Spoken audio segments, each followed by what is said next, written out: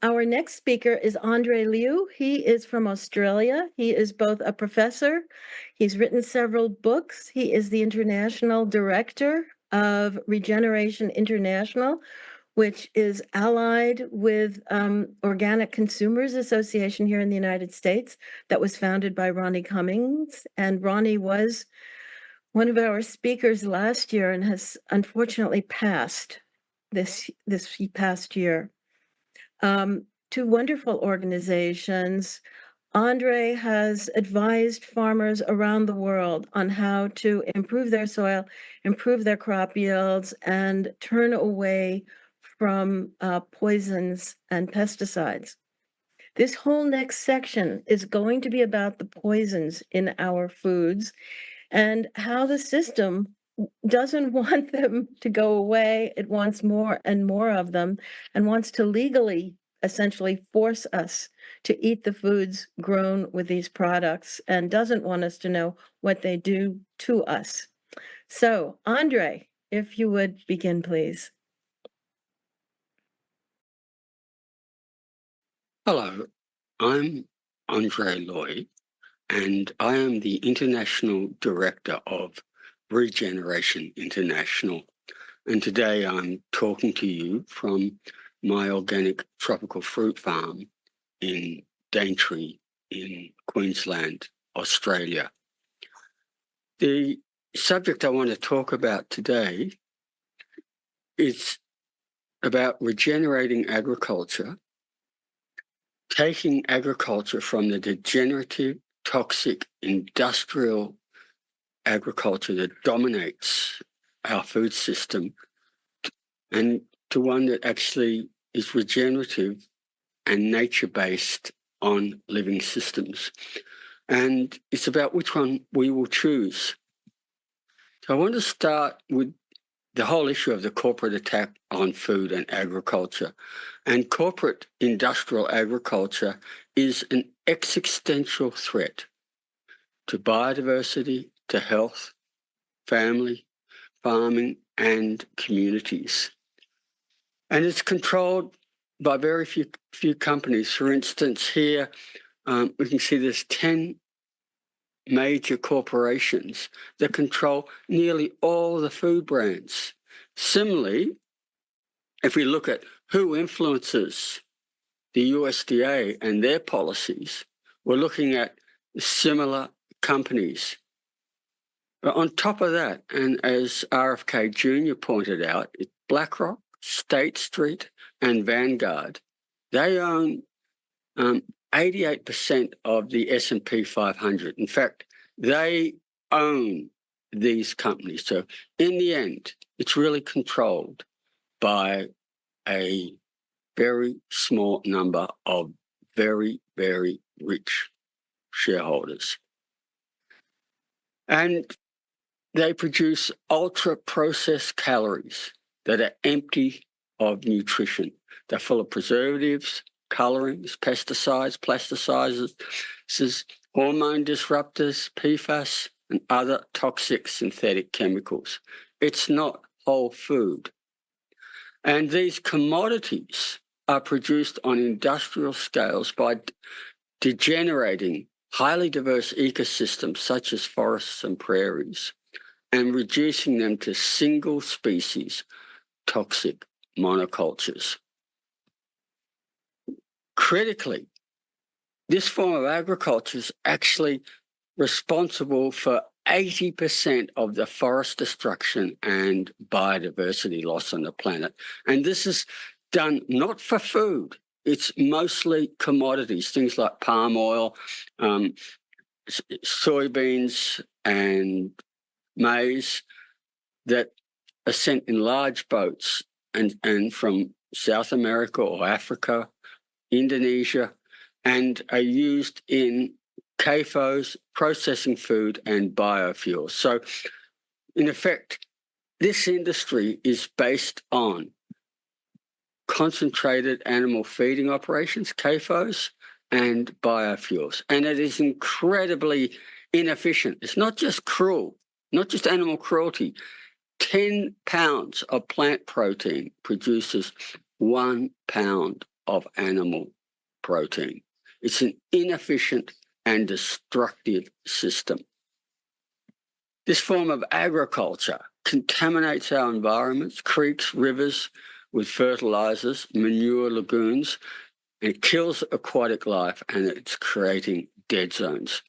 You can just see here the whole Mississippi basin and the way it's just killing these large aquatic system and creating these massive dead zones in the Gulf of Mexico. We can show the same in the Mediterranean, the Bay of Biscay, the Baltic Sea. You want to look at areas around, Asia, it's exactly the same. We're seeing the widespread killing of our biodiversity through these toxic outputs. On top of that, they spray insecticides and herbicides and other pesticides. And these are also killing the environment. For instance, we have a more than 75% decline in insects in the last 27 years. The word is insectageddon. And that crash has led to a massive decline in birds. For instance, in the USA, there's a loss of 2.9 billion birds since 1970s. Bird numbers have crashed, in part because of the pesticides, but also by killing the insects, we're killing their main food source. So these all go hand in hand. Then on top of this, it's the effect that it's doing on us. I've got a doctorate of science. I've written a lot of scientific papers. I've published 2 books on the subject. I've written chapters in books.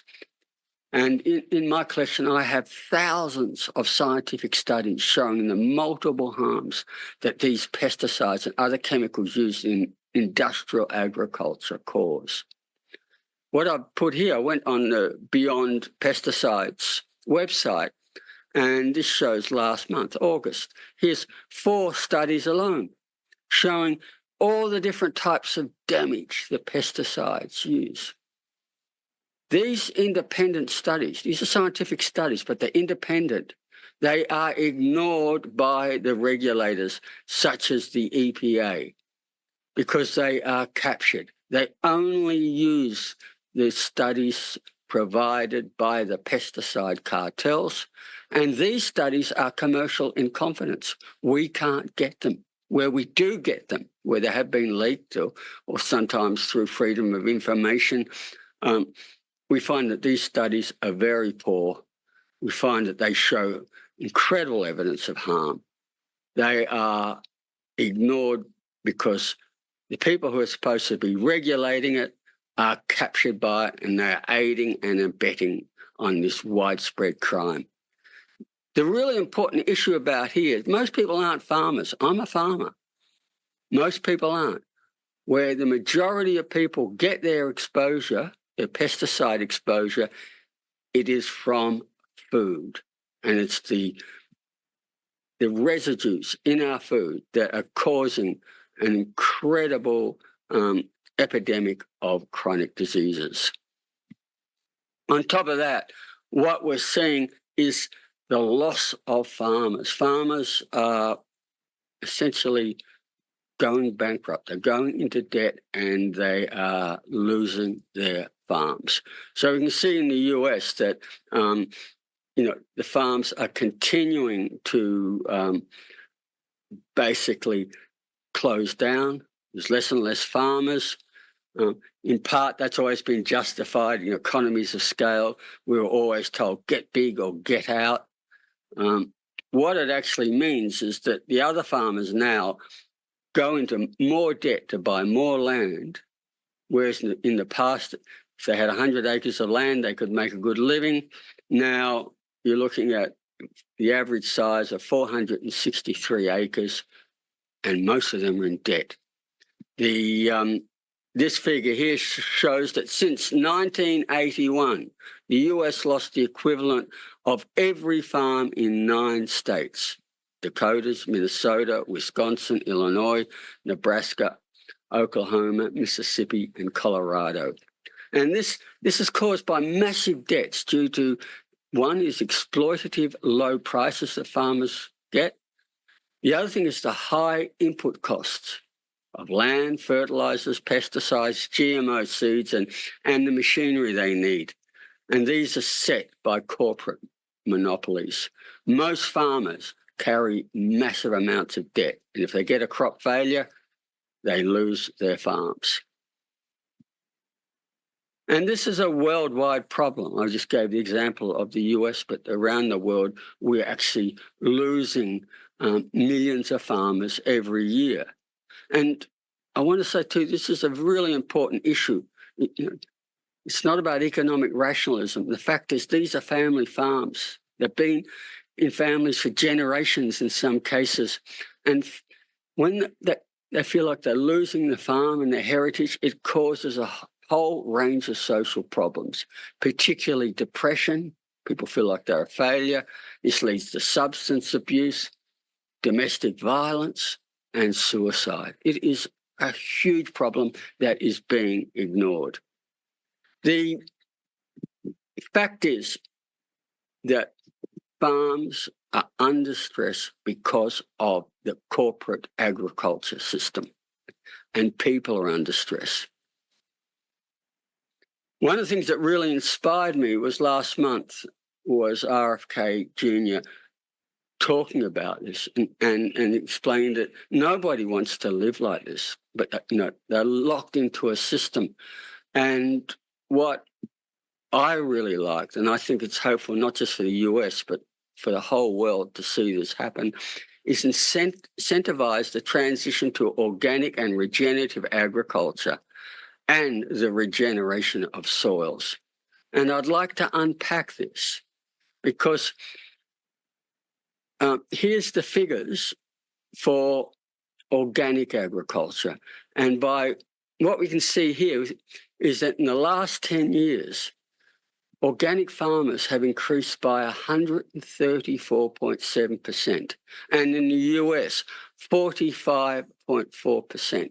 So where we see a loss of millions of farmers around the world, in our sector, it's the opposite. We are growing farmers. It is profitable. It is a good living. And so by incentivizing the transition, we can make sure that this is a viable alternative to industrial agriculture and that farmers have a very good future.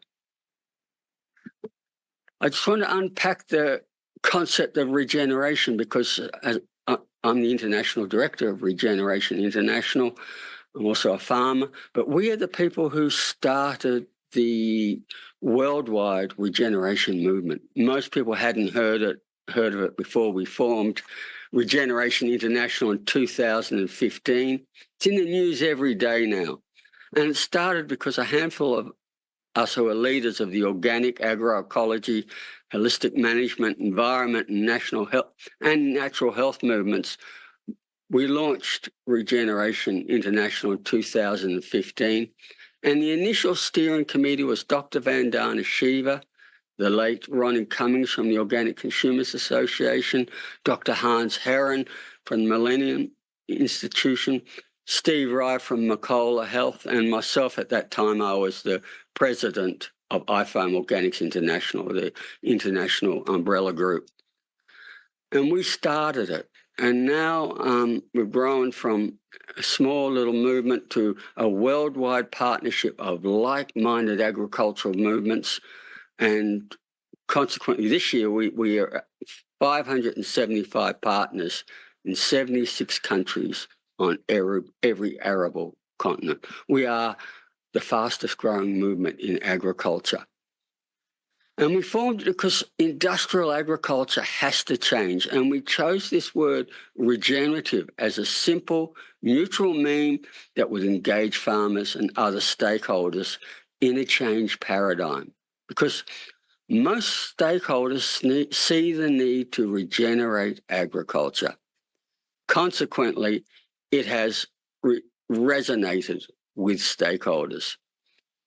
I hear all the time, oh, there's no definition of regenerative agriculture. Well, we started the movement and we put out our definition very, very early.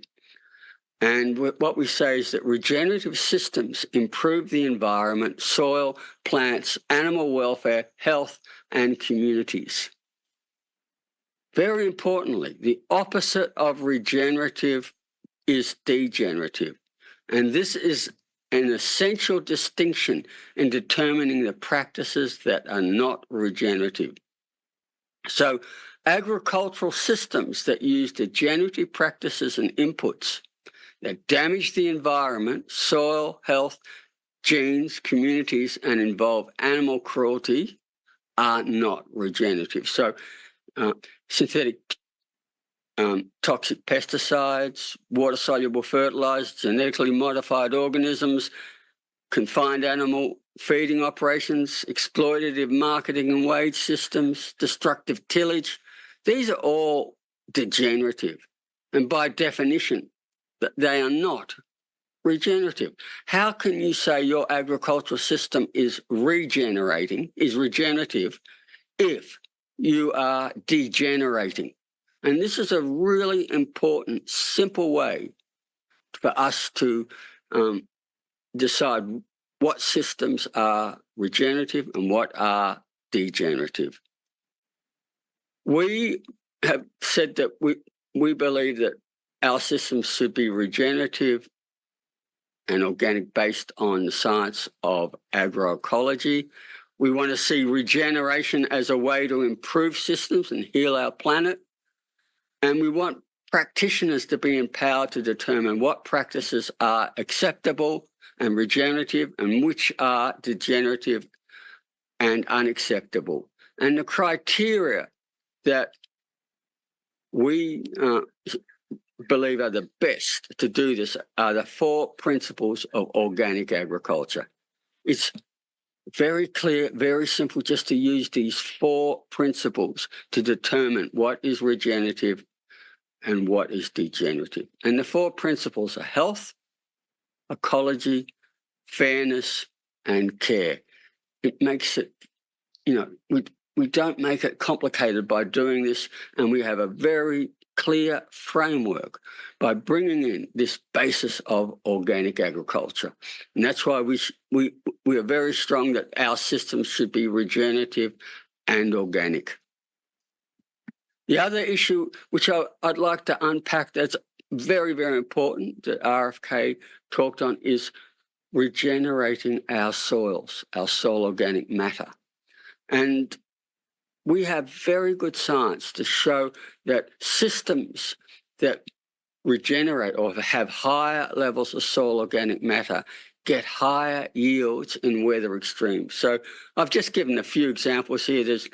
I could give pages and pages of studies on this, but I just want to unpack it and show you, rather than cite all the scientific studies, show you some scientific studies.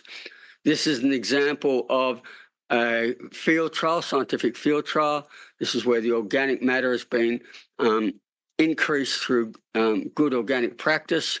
And this is the industrial system supervised by agronomists, university agronomists using agricultural chemicals.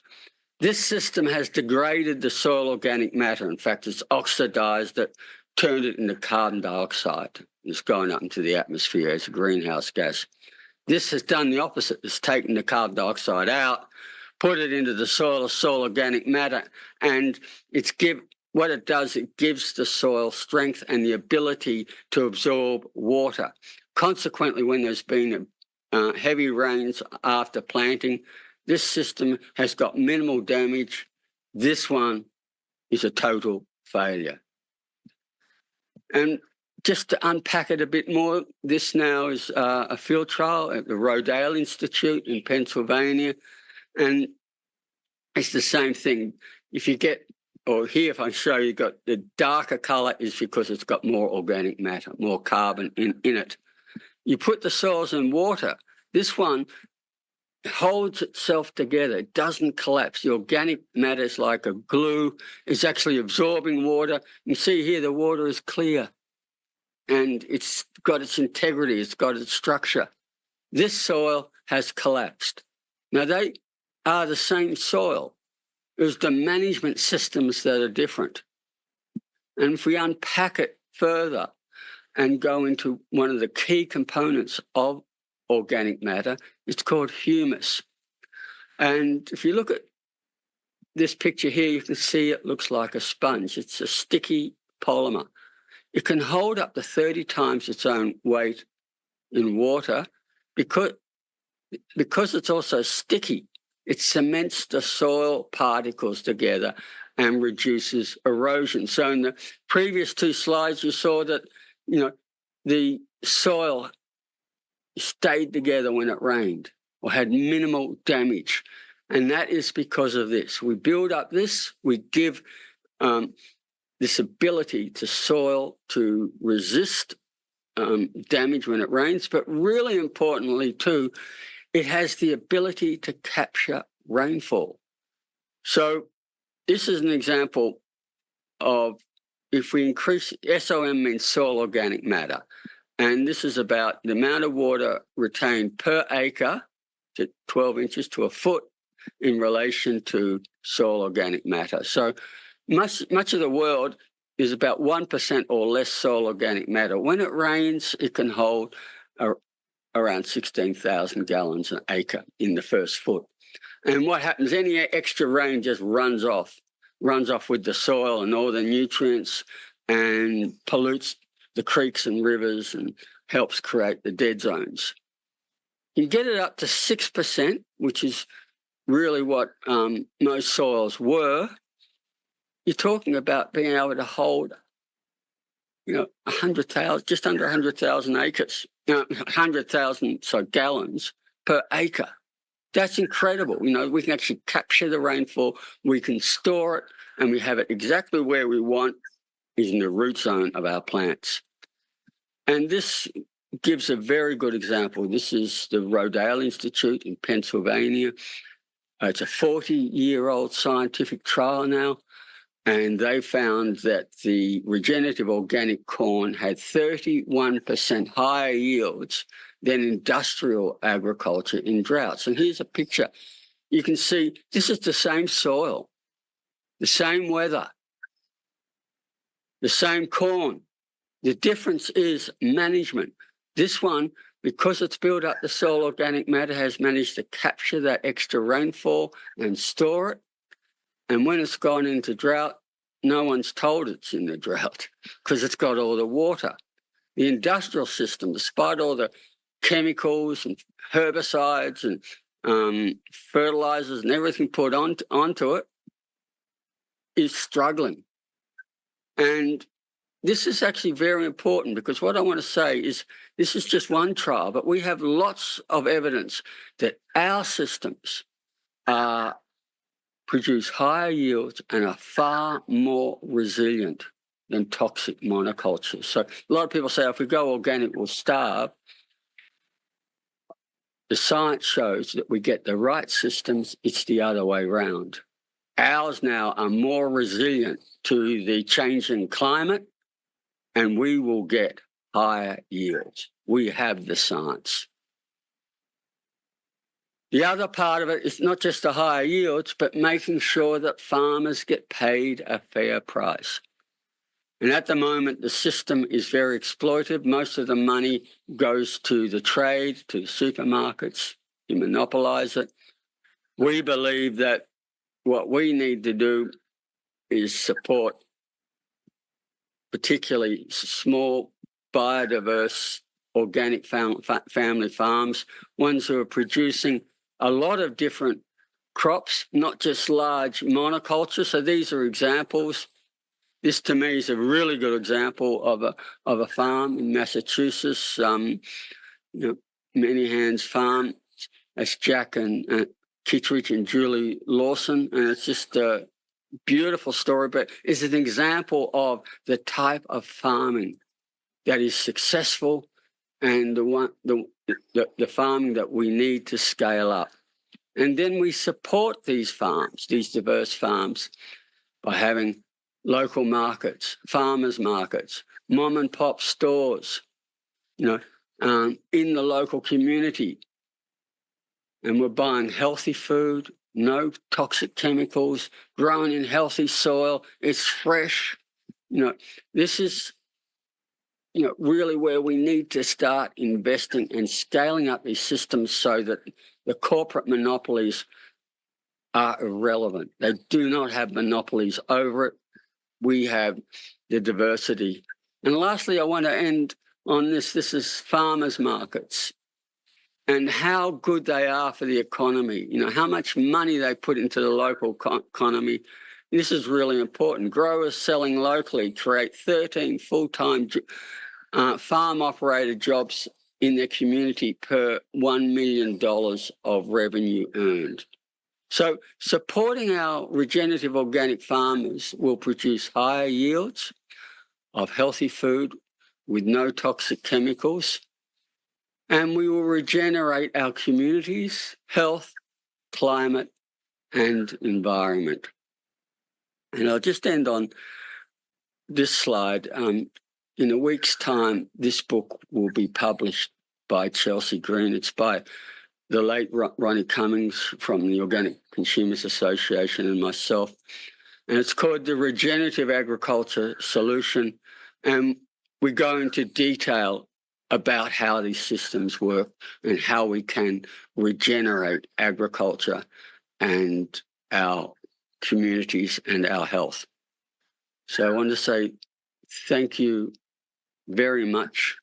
I hope you really enjoy this event. I'm really pleased to see that this 2 days of events is happening. It's going to get good information. There's some wonderful speakers, and I wish everyone a wonderful future. Thank you. Thank you very much, Andre. It's helpful when you're both a professor, an activist, and a farmer. I can tell from my own experience that I have tried adding soil amendments, good ones, a bag of manure, a bag of peat moss, some minerals,